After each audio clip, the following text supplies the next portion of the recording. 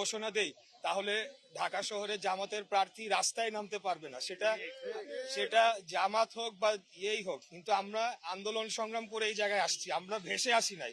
আমাদের দীর্ঘ 17 বছরের ত্যাগ রয়েছে, আমাদের বহু ভাইদের রক্ত রয়েছে। তারা কোথায় ছিল? তারা তো হঠাৎ করে বের হয়েছে 5 তারিখের পরে, অগস্টের 24-এর পরে। এই গুপ্ত বাহিনী তারা হঠাৎ করে উদয় হয়েছে বেশিরভাগই। এর আগে আমরা দেখেছি তারা ভোরবেলা 6টার সময়, যখন রাস্তাঘাটে জনগণ থাকতো না, তারা চুপ করে অন্ধকারে বের হইতো, মিছিল করে তারা চলে যেত। এই ছিল তাদের আন্দোলন সংগ্রাম। আমরা রাজপথে বুক ফুলিয়ে রক্ত দিয়েছি, আমরা গুলির মুখে দাঁড়িয়ে আমাদেরকে হত্যা করা হচ্ছে 17 বছর যাবৎ, গুম খুনের শিকার হয়েছি, আমরা কোনো সময় পিছু হটে যাই না।